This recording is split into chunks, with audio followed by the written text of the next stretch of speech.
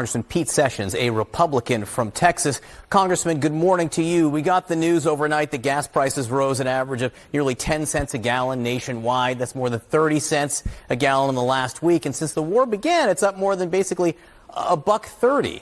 How much of an impact do you think that has on an average American's weekly budget? Well, it does. Good morning, John. It does have a significant impact on people's decision about how not just they live their life, but if a car is used for work, it increases the price of those. And this is part of the concern that goes on. But the larger concern that Republicans in Congress are concerned about, and I think many American people, is the negotiation that is going on. The president, for several weeks now, we've been in a pause. We have been, and I say we, the United States, the negotiator with the Iranians, is trying to find a way to get to some ceasefire and move together, move forward. I am concerned about where we're going to go with the peace. What comes after all this? What are we aiming for? So I think Republicans do recognize the same comment that you made earlier, and that is, it seems like we're going through decades worth of important decisions. Every week we go through things that we had not actually considered. Things are occurring in our country and around the world, notwithstanding AI and a lot of other matters. We need to get to a point where we can understand what it's going to take with this war to either continue the war, and then there would be a debate, obviously, in Congress, or whether we are going to find a way to compromise. But I would just say to you, Republicans, including myself, are pushing the president and the administration not to give in on the ballistic missile or the nuclear issue. The Iranians have made it very clear they intend to strike not only the United States, our allies, and across Europe, and we will not allow that to happen. You said you're concerned because you don't know what's going to happen next. Has the White House told you what they think is going to happen next? Well, I think the White House has lots of clues that they believe that they're looking at. They're looking at the loss of the currency by the Iranians. They're looking at a good bit of conflict internally. They're looking at a number of facts and factors. But the bottom line is that I believe that the Iranians are unlike anyone we've really ever dealt with. They don't have a linchpin. It's death or not to them. And we're going to have to face this as not just Republicans, but as Americans, about the price it's going to take.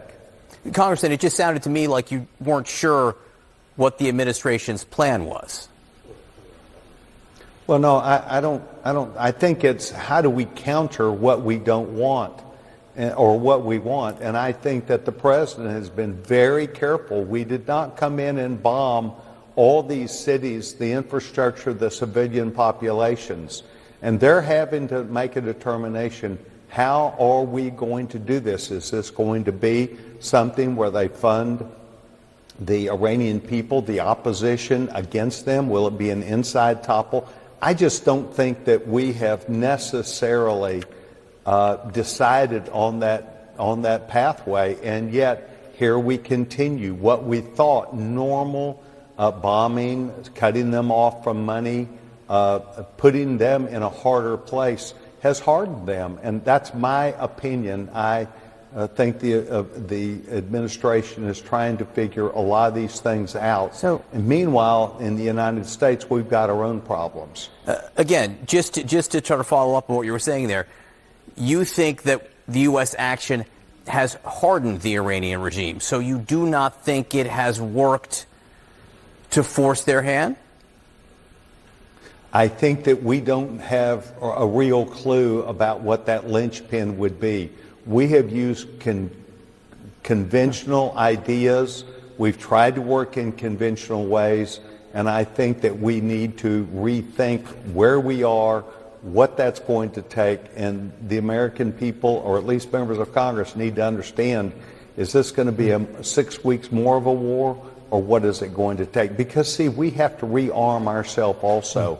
That takes money, that takes votes by members of Congress. That brings the point very clearly. We've got to make sure we can live up to whatever that decision is. So you just said 6 weeks of war, which is 2 months of war. I mean, how many days of war would you say there have been so far? Well, John, what I would say to you, how many have there been? We know when this started, but we also know that there was intense bombing that was intended to work.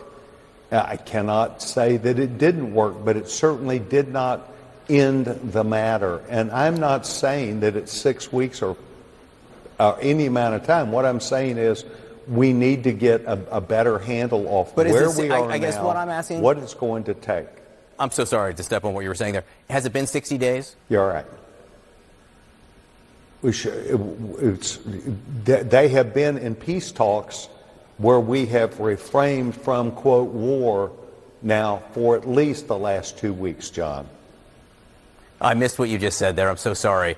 I asked you, had it been 60 days, do you think a blockade, which many people consider an act of war, which has been going on during the so-called ceasefire, constitute days of war, days of conflict?